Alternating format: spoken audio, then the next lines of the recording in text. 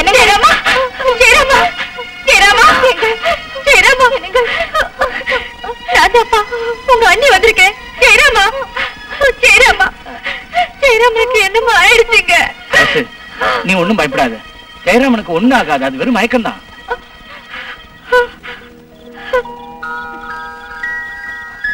ஜெயராமன் இந்த மாதிரி உட்கார்ந்து இருக்கிறதுக்கு நான் தான் காரணம். காமினி, நீ ஒண்ணும் பயப்படாதம்மா. ஜெயராமனுக்கு மந்திரவாதி மயக்க மருந்து தான் கொடுத்திருக்காரு. தரசு, ஜெயராமன் இந்த மாதிரி ஆனதுக்கு நான் தான் காரணம். அவன் எங்க என் சொத்துல எல்லாம் பங்கு கேட்டுடுவானோன்னு பயந்துதான் அவனை இப்படி ஒண்ணும் தெரியாதவனா வளர்த்துட்டேன். காமினி, நான் போட்டிருக்கிற சென்ட் வாசனை வச்சு நீ என்ன கண்டுபிடிச்சிட்ட. ஜெயராமனை நான் குழந்தை மாதிரி வளர்த்தேன். நானே அவன் வாழ்க்கையை சீர வச்சுட்டேன். இனிமே இந்த மாதிரி நீங்க எல்லாம் என் பொண்டாட்டியோட காரணம். ஏய் சரசு, நாம எல்லாரும் ஜெயராமனை ரொம்ப அன்பா பாசமா ஜாக்கிரதையா கவனிச்சுக்கணும். அம்மா காமினி, சீக்கிரமா ஒரு குழந்தைய பெத்து கொடுத்துரு. அது வரைக்கும் ஜெயராமன் தான் நம்ம வீட்டு குழந்தை.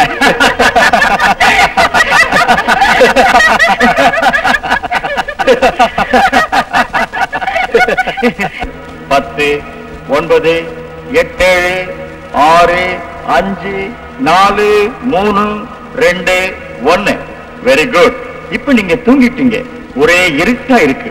ஆனா இருட்டில் இருந்து ஒரு மெல்லிய ஒளிக்கிட்டு உனக்கு தெரிகிறது அல்லவா? அந்த வெளிச்சம் இப்ப நல்லா தெரியுதா? ஆமா, வெளிச்சம்.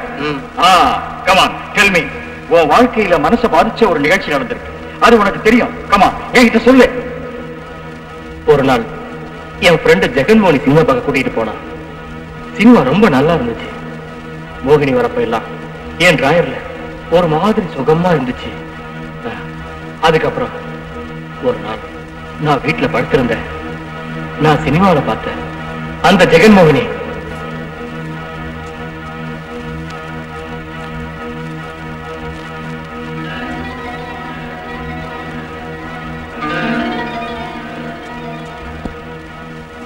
என்கிட்ட வந்தா உடனே மறைஞ்சு போயிட்டான். ஒரு நாள் என் ஃப்ரெண்டு என்கிட்ட ஒரு புஸ்தகத்தை கொடுத்தான். அதுல பொண்ணுங்க எல்லாம் ரொம்ப நல்ல அழகா இருந்தாங்க. அதை பார்த்து நான் திருப்திப்பட்டுக்கிட்டேன். அன்னைக்கு ராத்திரி நல்லா சாப்பிட்டுட்டு தூங்கிட்டேன். அந்த மோகினி மறுபடியும் வருவாளான்னு ஏங்கினேன். எப்படியாவது அவ கண்டிப்பா வருவான்னு ஆசையோட காத்துக்கிட்டு இருந்தேன்.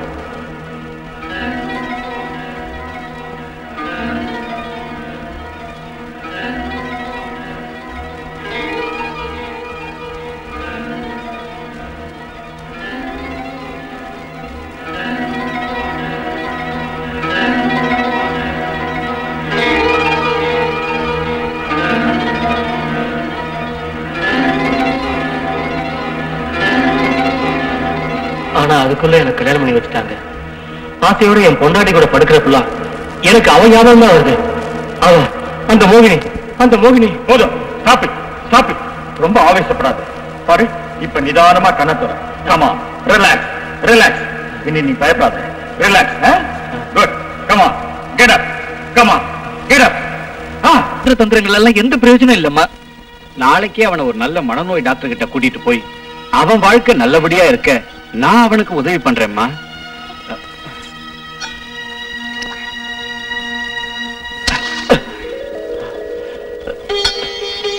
அண்ணி,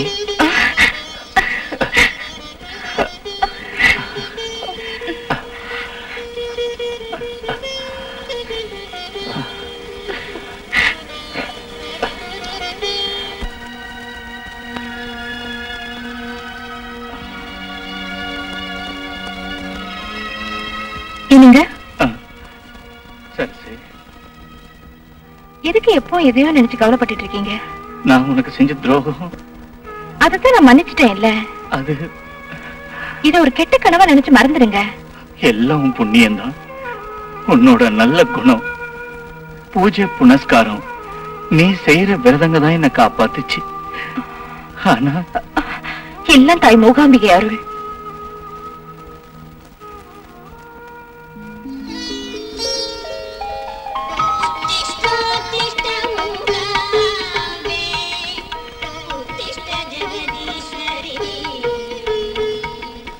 தாயி மூகாம்பிகை, ஜெயராமனுக்கு நோய் குணமாகி நல்லபடியா வீட்டுக்கு வர வழி பண்ணுமா.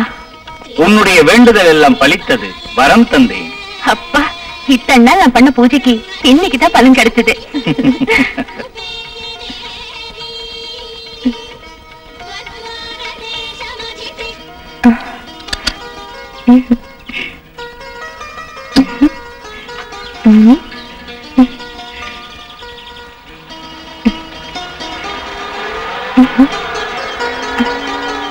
ரெடியா?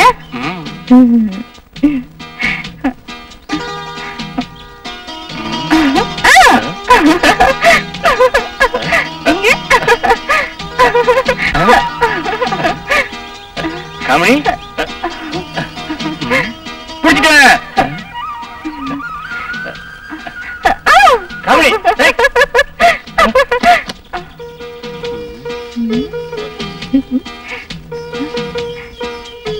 என்னங்க காமினி, எங்க என்ன பிடிக்க பாக்கலாம்? காமினி, உன்னை பிடிக்க போறேன். உன்னை பிடிக்க போறேன். பிடிச்சிட்டேன்.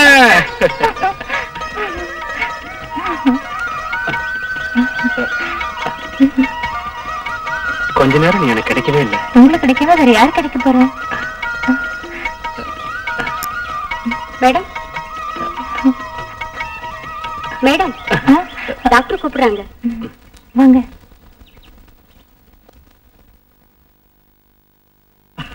நீ எதுக்கும் கவலைப்படாதம்மா. உங்க தம்பி சித்த பிரமைக்கு ஆளாயிருக்கான். அப்படின்னா எங்க ஜெயராமனுக்கு பைத்தியமா? நோ நோ நோ நோ, அப்படிலாம் தப்பா நினைக்காதம்மா. நான் சொல்ல வந்தது மன மயக்கம்னு, புத்தி பேதலிக்கல.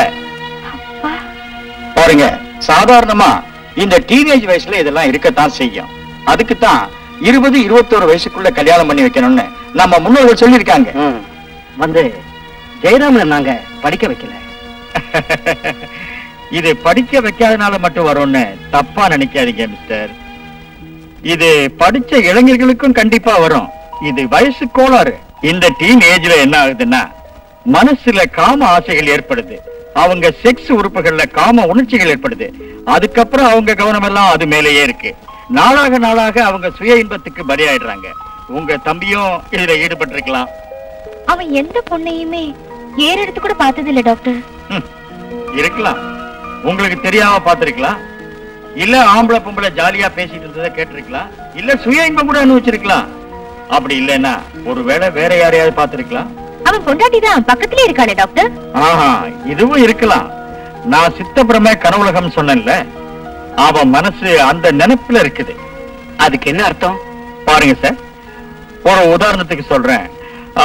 உங்க பொண்டாட்டி வீட்டு வேலைகள்லாம் செஞ்சிட்டு இருக்காங்க அப்படின்னா, டிஃபன் சாப்பாடு எல்லாம் செய்யறது. அதுக்கப்புறம் கோயிலுக்கு போறாங்க. சாமி கும்பிட்டுட்டு வந்ததுக்கு அப்புறம் அதே சாமி நினைப்புல இருப்பாங்க. அப்ப நீங்க அவங்க கிட்ட வந்து அவங்கள கூப்பிட்டா, கூப்பிட்டதுக்கு உங்களை பாப்பாங்க, ஆனா பேச மாட்டாங்க. அந்த நிலைமையில நீங்க என்ன பண்ணுவீங்க? Come on, tell me. Krishna, நீதான் காப்பாத்தணும்.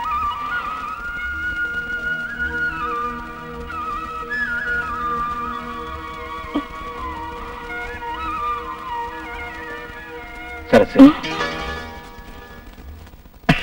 அதாவது அவங்கள அந்த பக்தி உலகத்திலிருந்து இந்த உலகத்துக்கு உங்க மூடுக்கு கொண்டு வர்ற மாதிரி உங்க தம்பி மனசுல இருக்கிற ஒரு அழகான பெண், ஒரு அழகான பெண்ணா இருக்கும்னு நினைக்கிறேன். அவ யாருங்க? பயப்படாதம்மா. இந்த சினிமாவுல அப்படி இப்படி கனவுல வர்ற ஒரு சினிமா ஹீரோயின், அவ மேல இருக்கிற ஆசை மயக்கம் தான். அவன் எதுவும் சொல்லலையே. தெரிஞ்சுக்கலாம். அதை என்னன்னு தெரிஞ்சுக்க அதை அவன் ஆள் மனசுல இருந்து வெளியே கொண்டு வரணும்.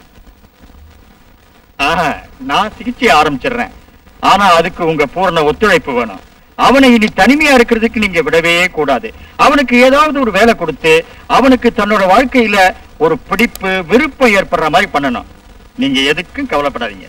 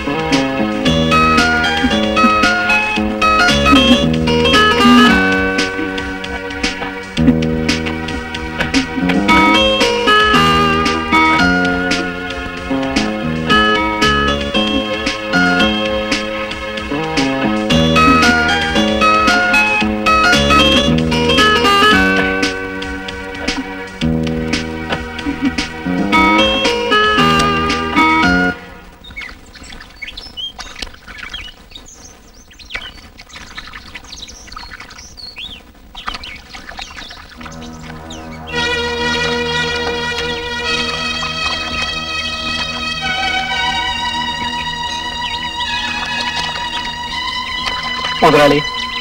என்னப்பா?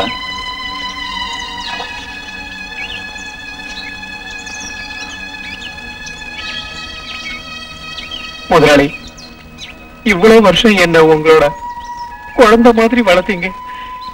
இப்போ என்ன உங்களை விட்டுட்டு போக சொல்றீங்களே, நான் என்ன தப்பு பண்ண முதலாளி?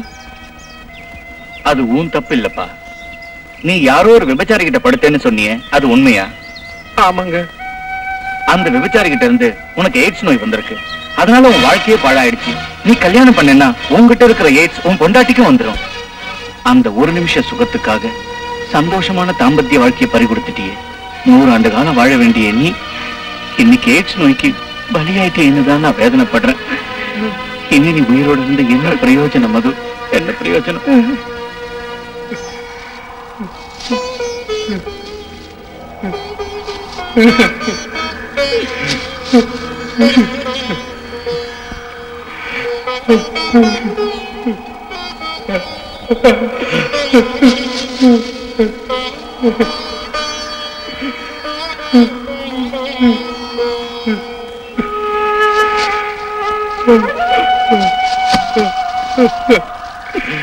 இல்ல, இனி நான் உயிரோட இருக்கிறதுல பிரயோஜனமே இல்ல.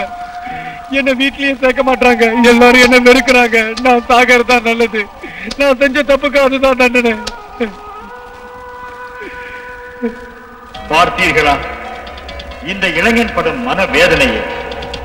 திருமணம் செய்து இல்லற இன்பம் பெற்று பல்லாண்டு 16 பெற்று பெருவாழ்வு வாழ வேண்டியவன் காம உணர்ச்சிகளால் தூண்டப்பட்டு விபச்சாரியிடம் போய் எய்ட்ஸ் நோயை வாங்கிக் கொண்டான். அவனை பார்த்து பயந்த அவனை சார்ந்தவர்கள் ஆறுதல் கூறி ஆதரவளிக்காமல் வெறுத்து ஒதுக்கினர்.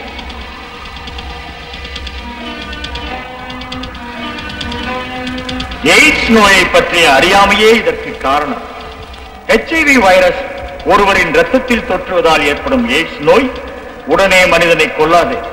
அதற்கு பல வருடங்களாகும். HIV எய்ட்ஸ் நோயாளியை யாரும் வெறுத்து ஒதுக்கக்கூடாது. அவனை தொடலாம், அவர்களுடன் சேர்ந்து சாப்பிடலாம், வேலை செய்யலாம், சினிமா பார்க்கலாம். இதனால் எய்ட்ஸ் நோய் அடுத்தவர்களுக்கு வராது. எனவே எய்ட்ஸ் நோயாளிகளை வெறுக்காமல் ஆதரவளித்து அன்பு காட்டுங்கள். பார்த்தீர்களா, எய்ட்ஸ் நோயாளி என்பதால் வெறுத்து ஒதுக்கப்பட்ட இந்த இளைஞன் தற்கொலை செய்து கொள்கிறார். எய்ட்ஸ் நோயாளி என்பதால் வெறுத்து ஒதுக்கப்பட்ட இந்த இளைஞன் தற்கொலை செய்து கொண்டார். எய்ட்ஸை அலட்சியம் செய்தால் ஆபத்து. பாதுகாப்பியம் தேவை. நிரோட்டு அணியுங்கள். அது எய்ட்ஸ் வராமல் தடுக்கும். ஒருக்கு ஒருத்தி எனும் அது நம் கடமையும் கூட.